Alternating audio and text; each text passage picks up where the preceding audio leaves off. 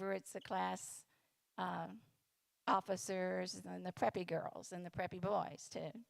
And the one on the end is the brain, the geeks, the nerds, the smart ones.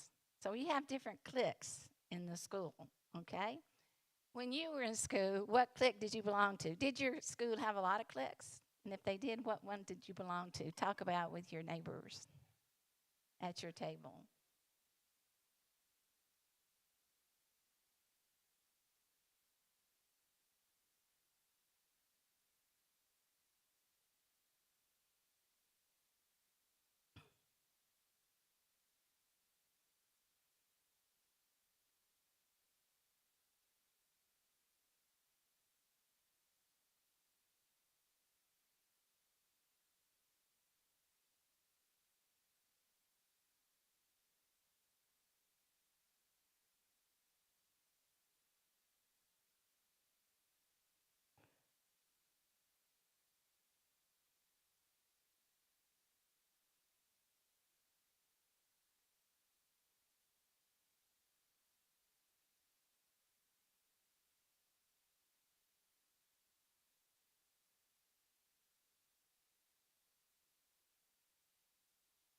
Isn't it funny how even at our age we remember how we felt back in high school and what clique we belonged to or didn't belong to? Uh, that sticks with you throughout your life, doesn't it? It really does. The very first fellowship Jimmy and I went to here, we've been here 10 years now. It doesn't seem like that, but it's 10 years. And there was a lady that sat by us and asked me what clique were we going to join in this church. And I'm thinking, clique? Y'all have cliques in the church?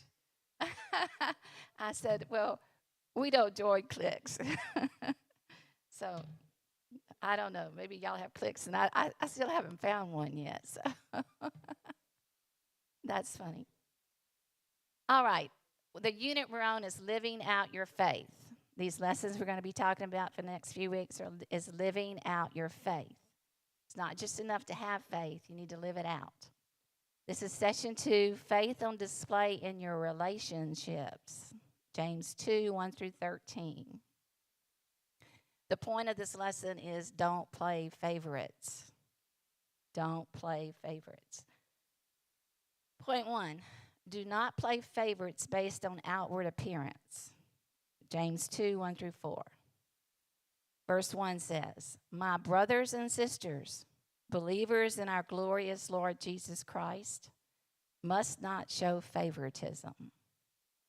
He's talking to the church members, brothers and sisters, so Christians. So he's talking to us.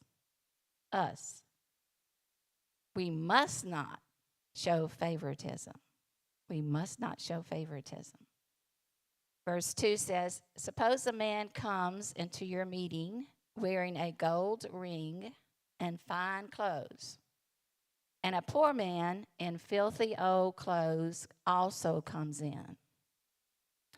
If you show special attention to the man wearing the fine clothes and say, here, it's a good seat for you, but say to the poor man, you stand there or you sit on the floor by my feet. Have you not discriminated among yourselves and become judges with evil thoughts? He's really putting down on this, showing favoritism because of the way a person dresses. Some of you men are ushers. In usher school, do they tell you, okay, if somebody's real dressed real fine, you put them on the front row, and the poor people you put in the back? You folks who are ushers, they ever tell you that? No, I've never seen that happen. Have you ever seen that happen in church? Any of the churches you've ever been to? You have seen it happen? Really?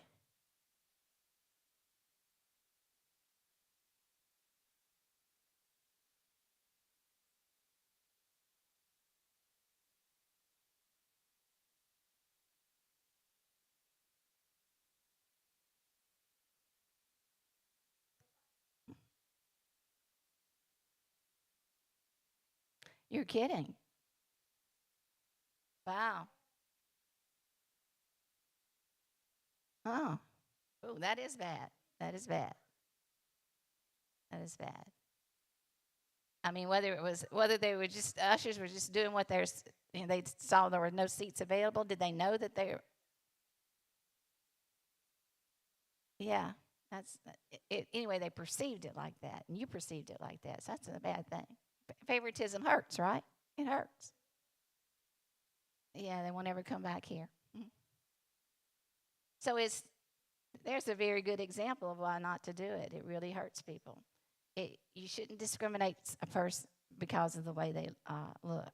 That's for sure. Favoritism. Let's look at some different kinds of favoritisms. Okay. Favoritism at home. Homes with multiple kids have one child that just seems to shine a little brighter than others. I don't care how many children you have. One, if you have one, it's different. That's she gets everything or he gets everything. But two children, you got two different people. They're different. They look different. They feel different. They act different. You have three, you got three different children. But there's always one that does is more of a pleaser than the others usually. And sometimes that person gets shown favoritism. I've seen it in my best friend's family. Had a child that was smart or smarter than the others maybe, and she got everything in the family, and the rest of them, got the leftovers. That's not right. That's favoritism in the homes, and that can really hurt too. I have three kids, and they're different. First one, they look different. First one was curly brown hair and brown eyes.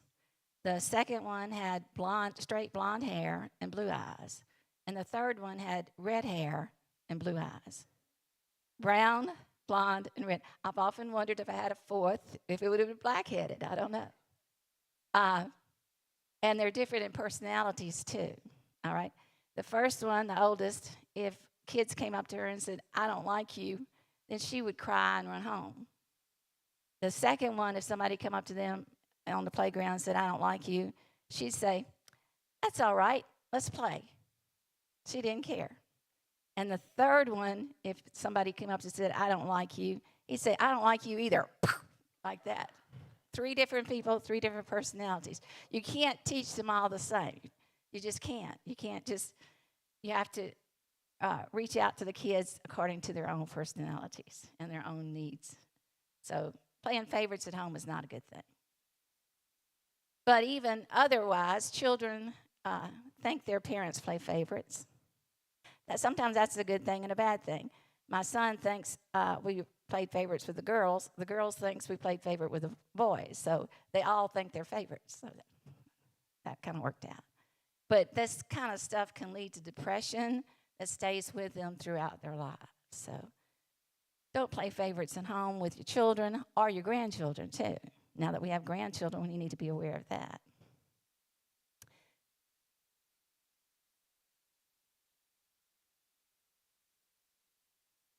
Yes, that's the kind of home we want to have, where every child feels like they're the favorite. That's right. Very good. All right, what about favoritism at school? Go back again in your elementary and high school years. Even a sharp, good student can feel slighted if the teacher shows preferential treatment to another student. Uh, Teachers can show favorites, right? You can have teachers' pets. Didn't you hate the teacher's pet in your school, in your class? Or not hate them, but just didn't like them? Yeah, teachers play favorites all the time. Uh, I remember that. That's why I didn't want to be a teacher, because of all those teachers that played favorites.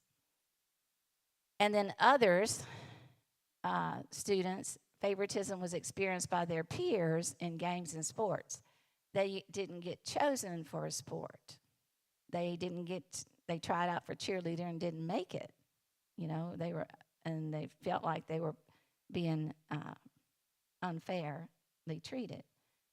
They might have been the last one chosen to play a game on a team.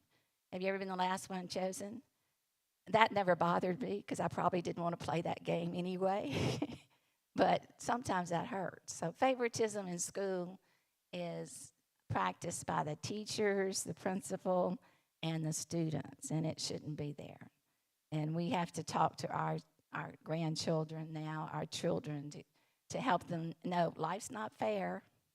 Life's not fair, but you have to deal with it. Favoritism at work. Think back over some of the jobs you had. A survey was taken, and 75% of the people say they witness favoritism at work. Ever get left out of a job because of nepotism, somebody's nephew or son or somebody else got the job that you wanted? Favoritism at work. Now, that's not good either. That makes us bitter. 23% of the people in the survey admit to have practiced favoritism. Have you ever practiced favoritism, shown favoritism at work to somebody? Yes. Okay. Best friends. I'm from South Louisiana, and in South Louisiana, you don't get a job unless you know somebody. Okay. And then my daddy knew the school board members. That's why I got the job I got. So that's favoritism at work. 83% say favoritism leads to bad decisions. So those kinds of decisions you make based on favoritism don't usually work out. They're bad decisions. So, but there is favoritism at work. There's favoritism in the community. And this comes from Lifeway. These 3 statements I'm going to read makes me feel good. There is no ethnic or racial group that has not been the victim of prejudice and favoritism. There's no group out there that hasn't been the victim of prejudice and favoritism. The blacks think they've got a corner on prejudice. No, white people have been victims of favoritism. Christians have been victims of favoritism. The other groups, other faith groups think they're victims, but they victimize Christians. It's a two-way thing. There's no ethnic or racial group that has not practiced prejudice or favoritism. So whatever group you belong to, yeah, people are going to be prejudiced against that group, but then you have your own prejudices against other groups. Prejudice goes both ways. And it's wrong both ways, right? It's wrong both ways. Favoritism in the community. Favoritism at church. I've been in churches full of doctors, lawyers, and wealthy people who accepted others. There were poor people there too. But the leadership positions went predominantly to the doctors, lawyers, and wealthy people. Think about our church. Who are the leaders in our church? Just had some deacons in here. Are they the doctors, lawyers, and wealthy people? Are they poor people? They're younger. Okay, prejudice against old people. There you go. I've been in churches with a strong family feel. That sounds appealing, doesn't it? But unless you've been part of that church family for a long time, decades, you're not fully accepted. I grew up in a little church, little country church, Antioch Baptist Church. Had about 50, 60 people regularly come. I was kin to everybody in there. All my aunts and uncles and cousins and the people around went to that church. When I married the preacher, he was kin to everybody too. So we had a really good family church. But I don't know if we reached out to people like we should have. You know, if they came in, did they feel like they were not accepted? So there is favoritism at church. Here's a question for you to discuss at your group. How do you treat people who look different than you do? How do you treat them? In your everyday life, you meet people that look different than you do. How do you treat them?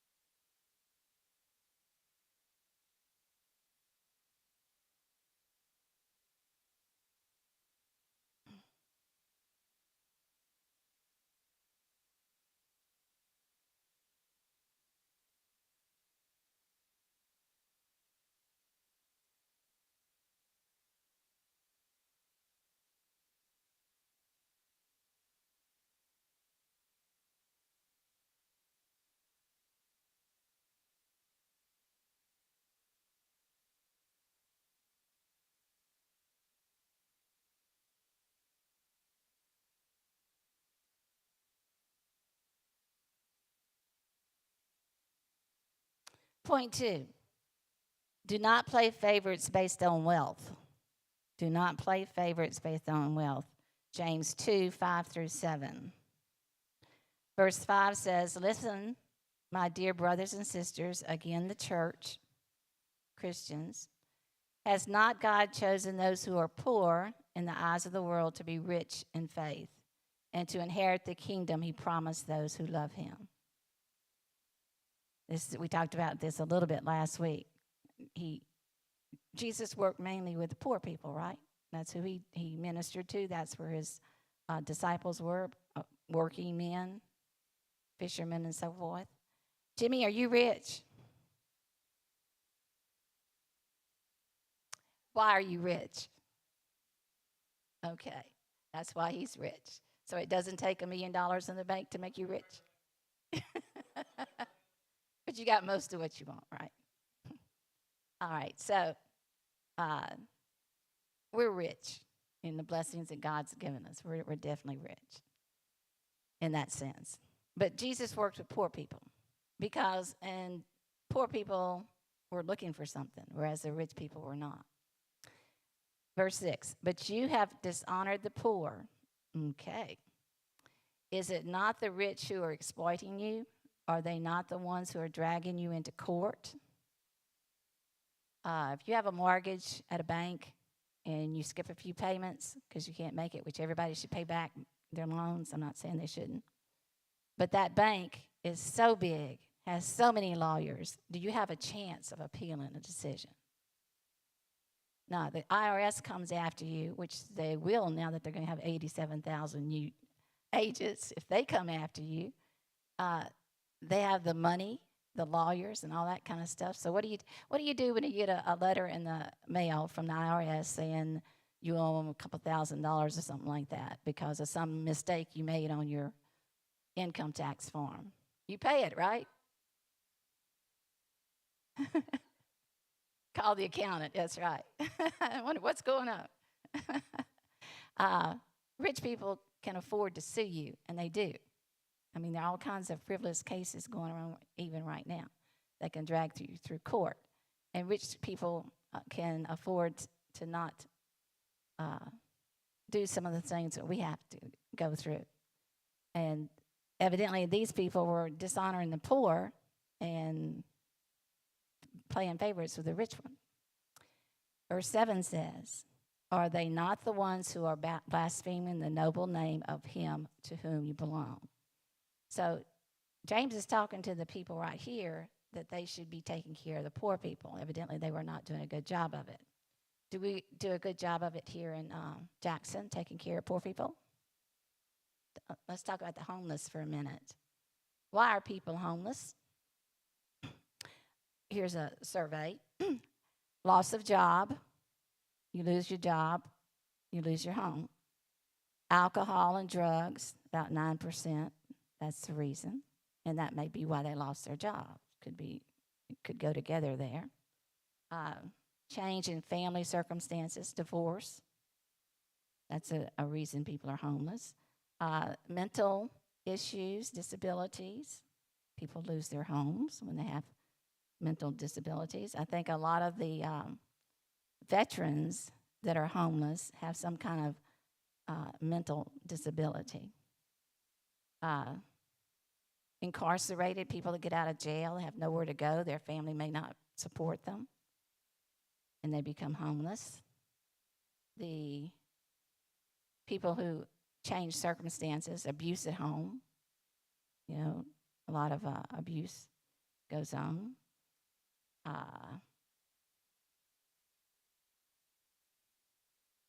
People, the purple one there, can't pay their bills. That one's going to get more and more, right? Bigger and bigger because of inflation. It's hard for some people to get a job because they can't pay the gas in their car to get there. So you can't pay your gas, how are you going to keep a job? If you got to pay, some people have to make a choice this month. We're going to pay the rent or we're going to pay our food bill. You got to have food, but you got to have shelter. So people are hurting in our country and all over the world right now because of inflation. It's not a good time. It's not a good thing. So we got a lot of homeless situations or poor people trying to make it. Now, Jackson, you know what this is? Anybody ever seen this one? This is a tree in Jackson outside the Cultural Center downtown. And it's where you can put gloves and coats and uh, scarves and things like that to help people stay warm during the winter. Anybody ever notice that? No, there's one in Jackson. And I think that's a good thing. Jackson's reaching out to poor people. This is a room at the Civic Center. This was back in 2020, so it may not be there today. They may have moved it. I think there's opened a new shelter for homeless or for poor people, didn't they? Did,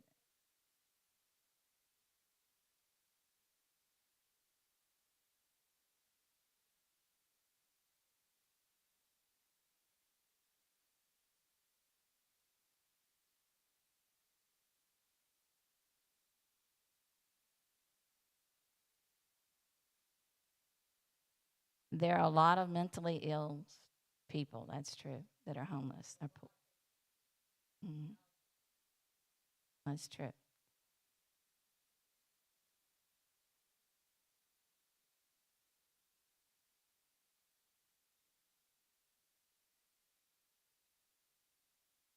All right, there are some people that are cons. Yeah, yeah, that's true too. That's true too.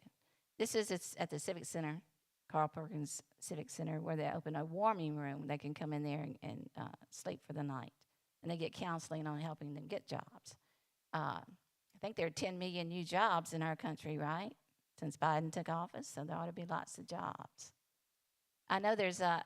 Do you know that you can be a corrections officer, and starting salary is $44,000 right here in Jackson or wherever around Jackson, this county, Madison County. That's a pretty good job. $44,000 starting salary. That's pretty good. So there are jobs out there, and people need to be aware of them, made aware of them. So there are homeless people, there are poor people, and we help them. Some can't be helped because of the mental illness. You do your best. You probably have family members like that you just try and try and try to help them, but they just go their own way. They just won't listen. They have to come. You just have to let Jesus handle that, right? Let God work in their lives for that. But even in the church, we have some people that are kind of in the shadows that you never notice. All of you are noticed because you all speak out, and that's good. But there are some people that are kind of in the shadows that people never notice. I'm going to call them the overlooked ones, okay? Let's look at some of the overlooked ones that we should not overlook. What about the awkward teenager who comes to church but doesn't hang out with the other students? You ever seen a teenager just walking around by themselves? Maybe they need a kind word. Maybe they need someone to come and say, hey, come join our clique or our group. The single adult man who dresses badly and has an annoying laugh. That's the overlooked ones. People want to try to fit in, but they don't quite fit in. They don't quite dress like we do. They laugh at jokes that aren't funny. They're just different than we are. And we overlook them a lot of times. The man with dirt under his fingernails. All of you are looking now to see if you have dirt on you. The working man, the man that comes and sits in the back and just wants to worship. The immigrant with a strong accent. Lady sits in front of us, has an accent. I don't know her immigration status, but she's real nice. Works at Tennessee Healthcare. The divorced mother, the single parent, mother or father. It took them all they could get to get dressed, get their kids fed in Sunday school. Sometimes we just overlook people like that. The shy wallflower who's there every week sitting quietly and hoping somebody will talk to her. Where do you sit on Sunday mornings? Think about the people around you. Are there any single people sitting around you by themselves?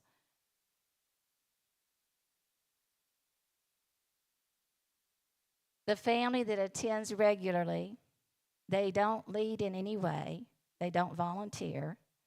They're not standoffish or unfriendly, but no one really engages them in conversation, and no one knows that their family is falling apart. It's one of the first things I learned as a teacher is that you're looking out at students, 25, 30, 40, 50 in a class at college. You never know what's going on in their backgrounds. You never know their home situation. So you've got to be fair to those people.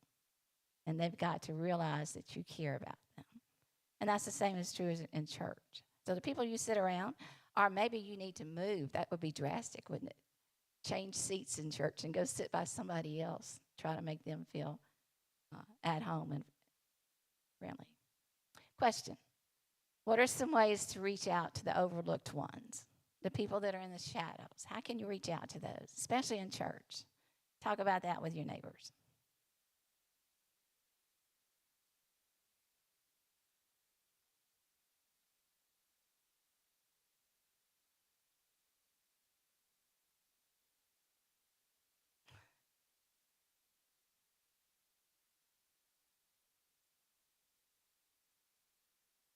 And if you're sitting there saying, I don't know any people like that, you need to look around.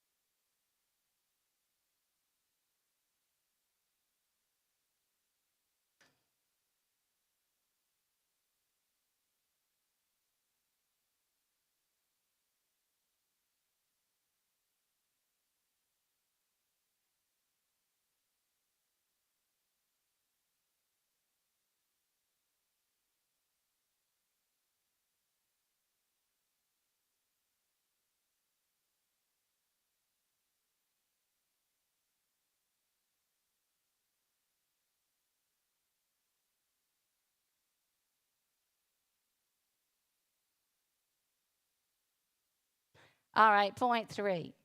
Point three. Hopefully, this has made you aware that there are people that need your uh, help, people that want to be noticed by you, not just be ignored by you. And I know you're not doing that in a bad way, but we all of us look around and be more aware of who's around us. Point three. There are no lesser or greater sins. There are no lesser and greater sins. James 2, 8 through 13. Verse 8 says, if you really keep the royal law found in Scripture, love your neighbor as yourself, you are doing right. A couple weeks ago, y'all talked about this in Sunday school, right? How to be a good neighbor. This is Scripture. Love your neighbor as yourself. And if you do that, you're doing right. Verse 9 says, but if you show favoritism, you sin and are convicted by the law as lawbreakers. So showing favoritism is not just a bad thing, it's a sin. Wherever it takes place, it's a sin. For whoever keeps the whole law and yet stumbles at just one point is guilty of breaking all of it. It's kind of strong words too right there. Whoever keeps the whole law and yet stumbles at just one point is guilty of breaking all the law. This is a buffet. Pretty good looking one. Some of you go to the buffet after church, and some of you go on Saturday nights or Friday nights or wherever. Buffets are good. You get to pick and choose what you want to put on your plate, right? And you can go back and get others. You can pick and choose. You got your dessert bar over here, your salad bar over here, your meats over here. It's just pick and choose. But the law is not like that. You do not get to pick and choose which laws to keep. If you break one little law, you speed or run a red light or run a stop sign or any of those, then you are a lawbreaker. You have broken the law. You are a lawbreaker, okay? If you break, you don't get to pick and choose like you do at the buffet. Verse 11 says, "For he who said, you shall not commit adultery, also said, you shall not murder. If you do not commit adultery, but you do commit murder, you have become a lawbreaker." So breaking the law is serious. Sinning is serious. And that's why James is telling these people, take it seriously. This is a good verse. We don't really see this one a lot, but this is a good one. This is how you need to live, folks. The Christians, that's who he's talking to. Speak and act as those who are going to be judged by the law that gives us freedom. Speak and act as if you're going to be judged by what you say and how you act, because we are. And verse 13, because judgment without mercy will be shown to anyone who has not been merciful. Mercy triumphs over judgment. So we, as Christians, we should be merciful. We should have mercy on others. For no one can ever be made right with God by doing what the law commands. So we're not saying the law saves you. The law simply shows you how sinful we are. So the law shows us what our sins are, okay?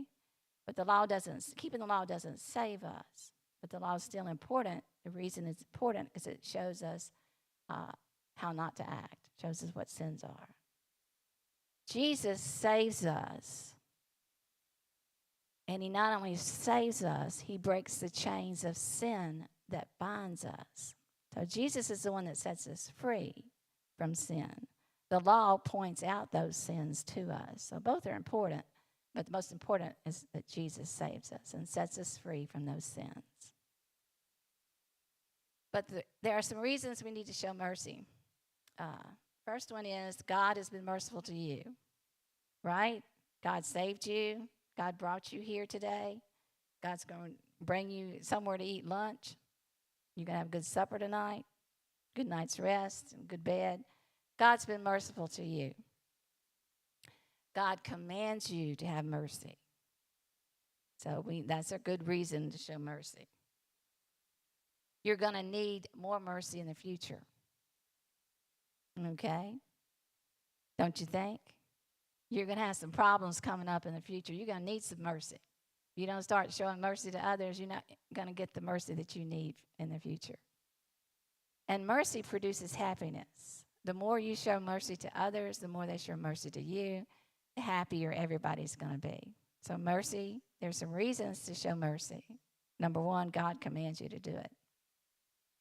Ways to show mercy. Okay, here's some practical ways to show mercy.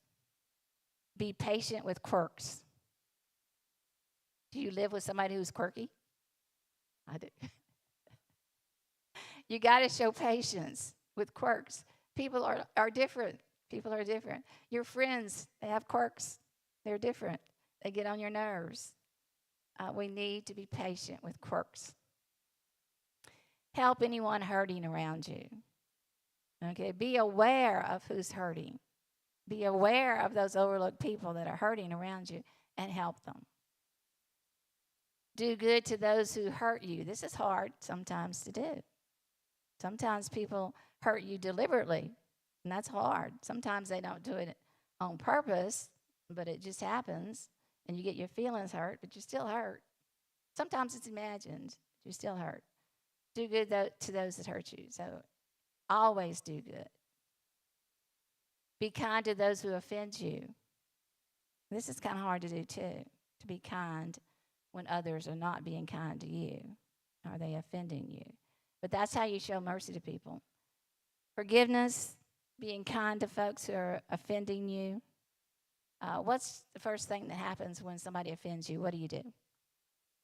Snap back at them, offend them back. Okay, that's one way to handle it. The way I think most people handle it is just walk away and don't want to be around that person anymore. Does that hurt that person? It maybe helps you, but it doesn't hurt that person, does it? Does that teach that person anything? No, we need to be kind to those who offend us and do good to those that hurt you. Build bridges of love to the overlooked. The people who are overlooked in our communities need to have people show kindness to them, show love toward them. And that's showing mercy. And why, again, is mercy important? God commands us to show mercy, to be merciful. And did you notice that verse? That last verse we read, 13. It says, there will be no mercy. There will be no mercy for those who have not shown mercy to others. These people that never think of others at all, the people that criticize others all the time, people that have grudges and they hold on to them, need to know this. There will be no mercy for those who have not shown mercy to others. But if you've been merciful, God will be merciful when he judges you. And that's in James, what we just read. So the lesson, we have a question. I forgot. What situation do you anticipate being in this week that will require you to extend mercy to somebody? What situation do you anticipate being in this week that will require you to extend mercy to others? So think about that with your people at your table. If we can anticipate what's going to happen, maybe we could be prepared for it.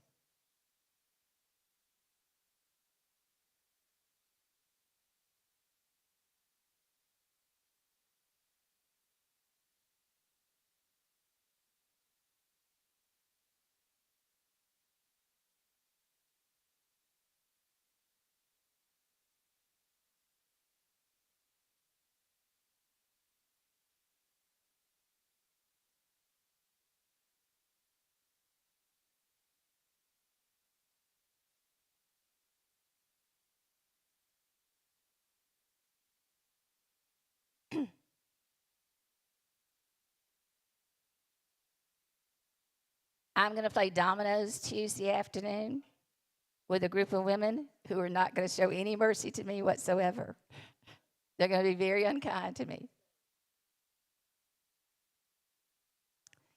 So the lesson learned is do not play favorites, okay? In church, anywhere you go, in your home,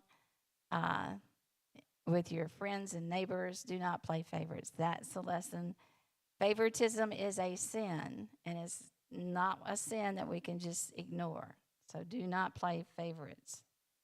Do justly, love mercy, and walk humbly. And that's how we should live as Christians. Any questions or comments about the lesson?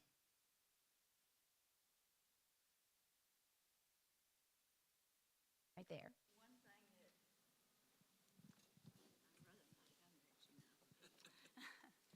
One thing that we were impressed with at this class when we visited is how everyone takes anyone that comes in. That's right. You know, right. I agree with that. and Totally. it is really, if you've never been to one that didn't, you don't know how to appreciate it. Mm-hmm.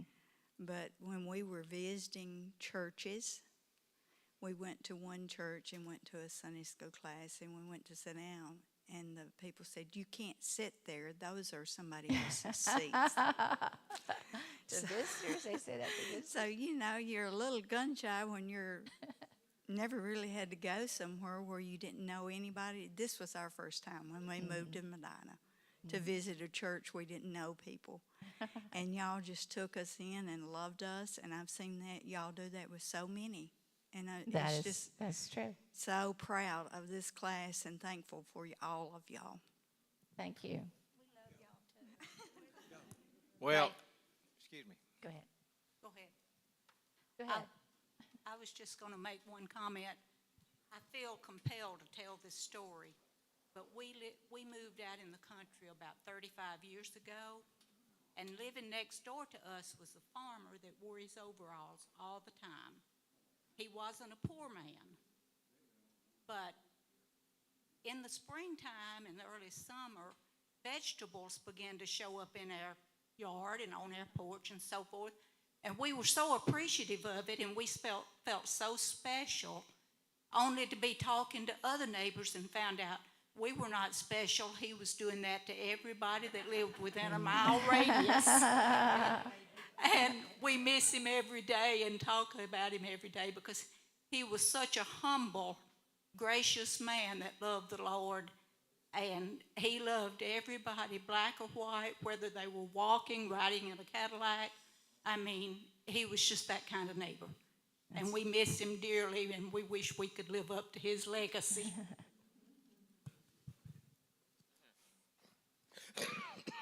Jody?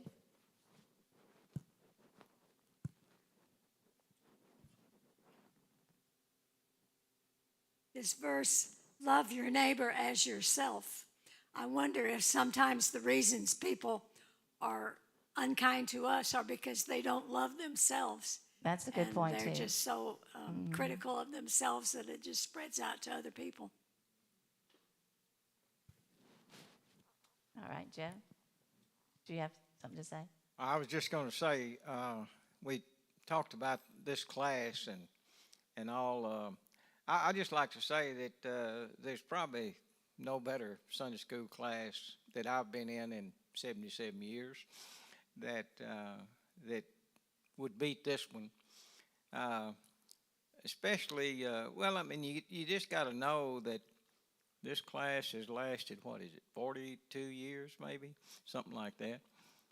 And it wouldn't have lasted this long if it hadn't been a good class, a great class.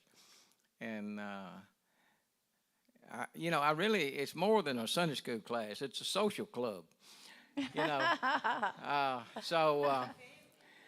I mean, it's a fine Sunday school class, but it's also a social club, and that makes it even better.